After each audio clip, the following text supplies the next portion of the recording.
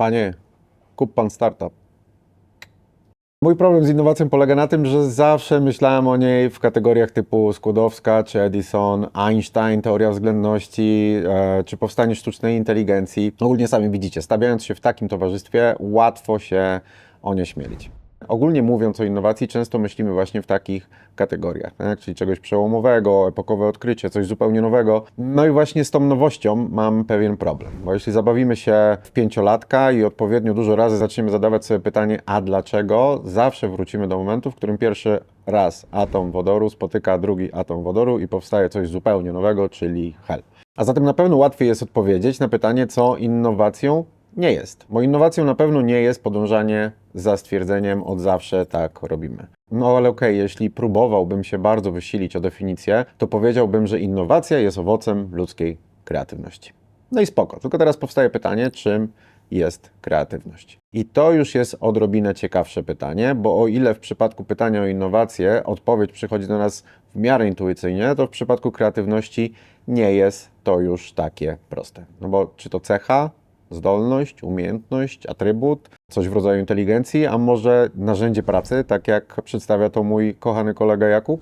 W moich oczach kreatywność to proces, to pewna ludzka ciekawość, która prowadzi do innowacji. A zatem pętla się zamyka, innowacja to kreatywność to innowacja. Odpowiedź udzielona, nie powiedziałam absolutnie nic, temat zamknięty. Nothing. The word is nothing, not nothing. There's an ing on the end of it. Nothing. Okay, nothing.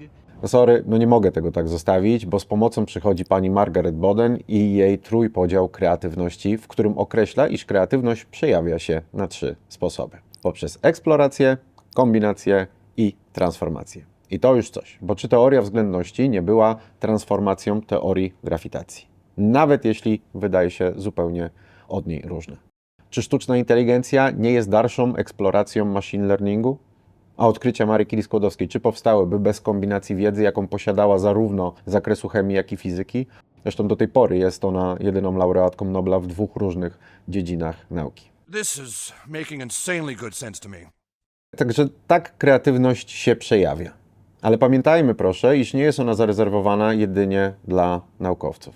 Kreatywność działa zarówno na różnych płaszczyznach, jak i na różnych poziomach. I tu również mamy pomoc wyrażoną modelem 4C przygotowanym przez pana Bagetto. Pierwszy poziom ludzkiej kreatywności to mini-C, czyli kreatywność wieku dziecięcego. Kreatywność, jaka jest niezbędna do poznawania reguł otaczającego świata po raz pierwszy. Dalej little c, czyli kreatywność amatorska. Tak, gdy pierwszy raz bierzemy do ręki pędzel, gitarę i próbujemy uwolnić ukrytego artystę.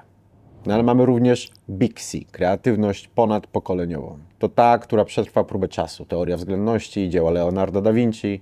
Ale Big C nie dzieje się przypadkowo, gdyż jest ono rozwinięciem naszej kreatywności na najważniejszym poziomie w naszym kontekście. Poziomie kreatywności profesjonalnej. To ten rodzaj kreatywności, którym jesteśmy w stanie się posługiwać w domenie, w której nabraliśmy statusu specjalisty. Kreatywność profesjonalna to taka, za którą ktoś jest nam w stanie zapłacić, bo jesteśmy w stanie się nią na odpowiednim poziomie posługiwać. To nasze doświadczenie, wiedza i ekspertyza w danej domenie. You fellas have nothing to worry about. I'm a professional. I to warto, abyś zrozumiał jako founder. Warto, abyś odkrył, gdzie leży Twoje prosi i w jaki sposób może ono pomóc Ci w rozwiązaniu problemu, jakiego się podejmujesz. Także po raz kolejny proszę, bądź uczciwy względem siebie i określ swoje mocne strony oraz domenę, w której możesz nazwać się ekspertem. Bo o ile zdarzają się przejawy, gdy kreatywność amatorska prowadzi do wielkiego odkrycia, a ewidentnie jest to wielkie odkrycie, to jednak Twój obszar specjalizacji jest prawdziwą przewagą i to w nim w największym prawdopodobieństwie jesteśmy zdolni do prawdziwej innowacji. Czy to produktowej, procesowej, społecznej, ekonomicznej, strukturowej, czy nawet marketingowej. I podobnie jak Netflix czy Uber nie musi znać się na każdym elemencie i niuansie danego obszaru, aby odnieść sukces. Także tak, każdy z nas jest do innowacji zdolny. Jedyne co, to nie możemy przestawać być ciekawymi otaczającego nas świata i zadawać pytania dlaczego, ale również dlaczego nie. Piona!